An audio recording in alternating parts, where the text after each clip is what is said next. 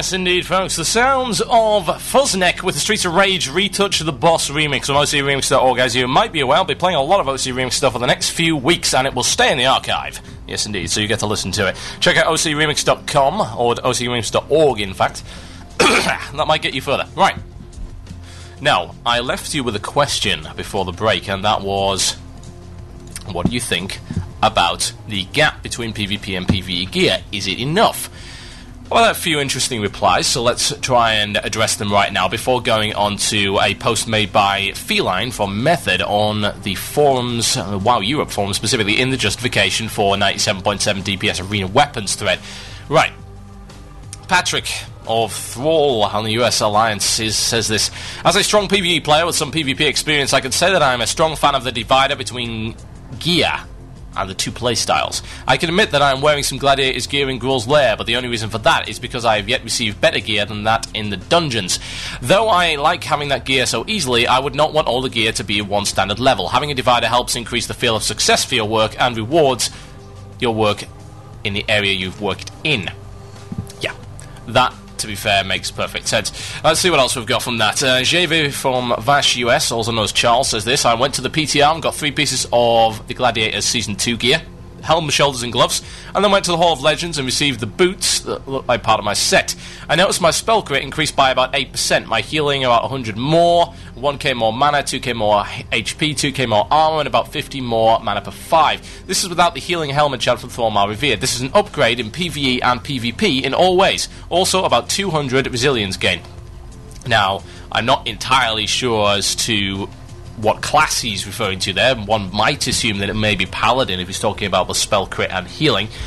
So, that is certainly a possibility. We've got something here from Laughing Jack, level 70 rogue, and he says, as a dagger rogue, there is only the arena offhand weapon and blade of the unrequited O from Winter Chill. So there is no alternative apart from the arena offhand for a dagger rogue in raids pre-Mount Hayal. That's an interesting one there. PvP weapon itemization. Christopher Longair says this: I think that the weaponization in PvP is better for PvE because you cannot stack stamina and resilience and range buffs as you might on class-specific items. The weapons simply aren't attractive without sufficient DPS to be amazing PvE weapons too. Okay, so something of a selection of different opinions on that particular matter. It's a very difficult question, and it's also a question that I do not really want to address too much because, well, let's face it, I don't play a PvP class specifically, and particularly a melee class that is reliant on weapons. I only care about stats as regards to plus spell damage enhancing the spells I already have. Now, the post made by Feline, who is rogue from Method on the EU forums, is quite interesting, and it's very much anti this 97.7 DPS arena weapons thing, and she says, let's see, we've been for months and months into both SSC and Tempest Keep, and we've yet to see any upgrades drop for weapons we've gotten from Karazhan. 2 times sword, I believe, and that is it. Yeah, we can get weapons from both PvE and PvP. Goody!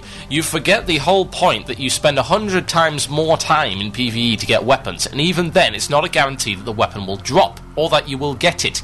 PvPers have that guarantee that PvPers don't. The 97.7 DPS weapons are a slap in the face to PvEers. Sorry to use an overused phrasing, but it fits. Even Black Temple weapons seem like a minor upgrade to this.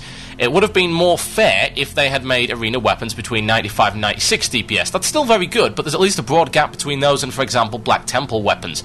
They should either nerf the DPS drastically or revamp the weapons so they're only useful in PvP, which will be a hard thing to do.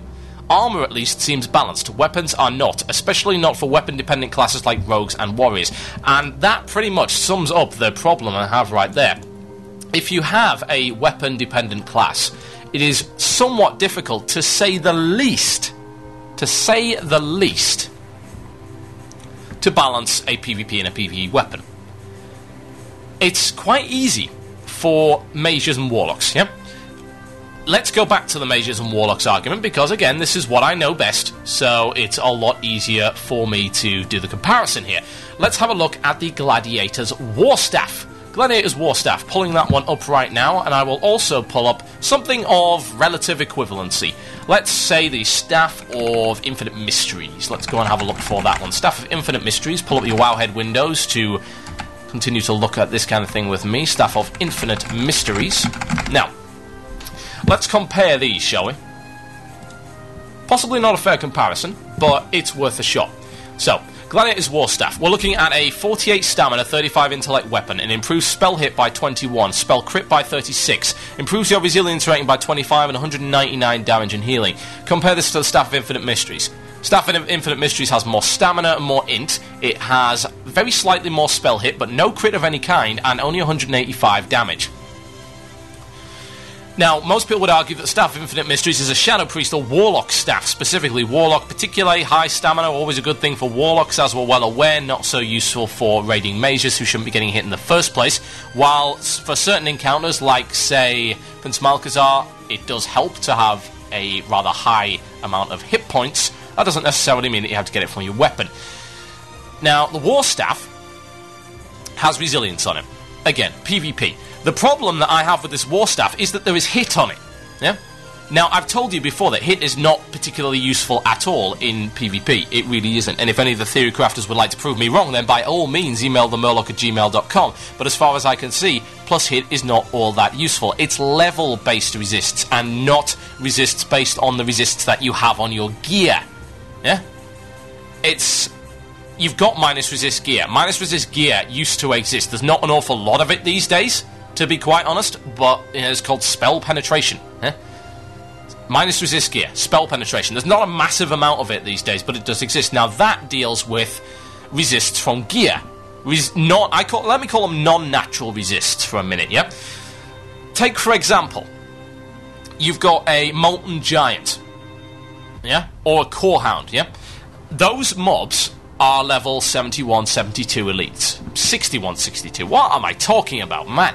61, 62 elites with the amazing 15-minute blink cooldown. Yeah. 61 to 62 elites. Yeah. Now, they naturally have somewhere between, if I remember correctly, 4 and 7% natural level-based resist. Something like that. I'm not much of a theory crafter, but if I recall, that is about it. And I seem to recall something level 63, if you were level 60, would have something like a 17% resist. Yep. Therefore, it was nice to stack plus hit gear and plus hit talents for that purpose. Now, what they also had, and this is the vital thing, is an innate fire resist. Yep. That entire instance was filled with it.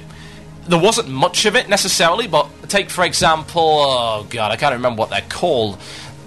Part of the lava packs, the elementals in the lava packs, the earth elementals, have a high fire resist.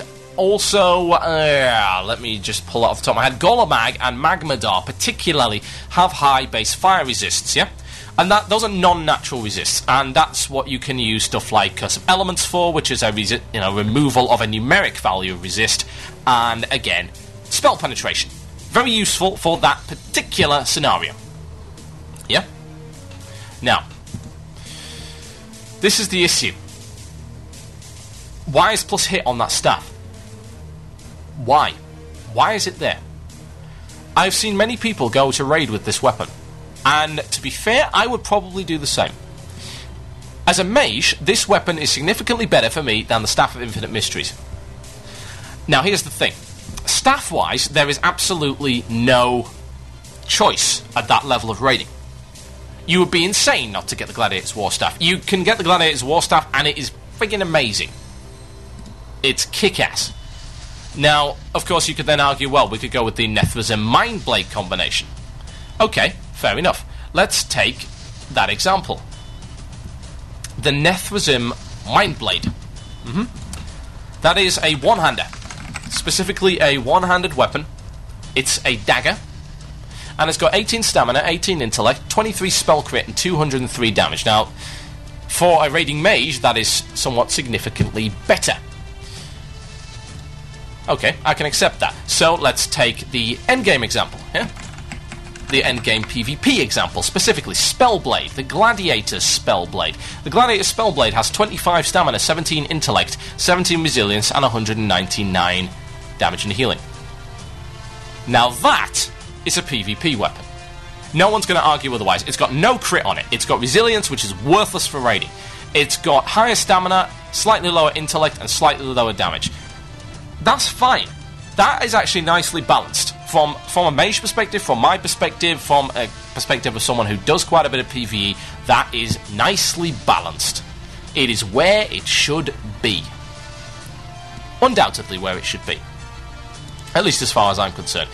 Now, there's very much a discontinuity there between a staff and between a dagger, a one-hander, and a two-handed staff weapon.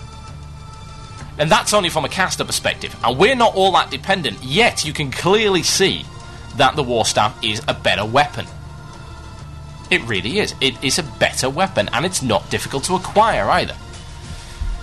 And therein lies the problem, of course. The people who are PvEing an awful lot are arguing that it is unfair for PvPers to be able to acquire such weapons, because they are a guaranteed acquirement. Guaranteed. As in, if you spend enough time, you will get that weapon guaranteed. The same could not be said of raiding items. Let's go back to the debacle with the Staff of the Shadowflame. A nasty low drop rate, about 5% drop rate from Nefarian. People would build up their DKP, thousands and thousands, and it would never drop within like 2 years of raiding. I have never seen a Staff of the Shadowflame drop, ever. I've seen one Niltharian's tier. One. I've seen infinite numbers of Ashkandis, but never a Staff of the Shadowflame. Ever. Yeah? And there is a prime example of the problems with the acquisition of gear through raiding. It's random. It is very much based on chance. Not only that, but after that chance has been fulfilled, you then have to go up against your other people who have perhaps more DKP than you, or in some bizarre situation actually outroll you, or the loot council favours somebody else. You may never see that weapon, and therein lies the point. You may never acquire that weapon. It is entirely feasible that that weapon cannot be acquired by you. Why? Because you may never see it. If you do see it, you may not get it. Why? DKP, loot rules, which are there for a perfectly valid reason, but then you look at stuff like, again, the War Staff, that is guaranteed. If you do your 10 arenas a week, you are guaranteed that weapon. And I will say that, you are guaranteed it. It doesn't matter the pacing that you get it, you are still guaranteed it at the end. And there's the big distinction. Now that distinction is fine when the distinction between PvE and PvP equipment is in place. So, stuff like the Spellblade versus the Nethrazim Mindblade. The distinction is in place. One is clearly a better PvE weapon than the other.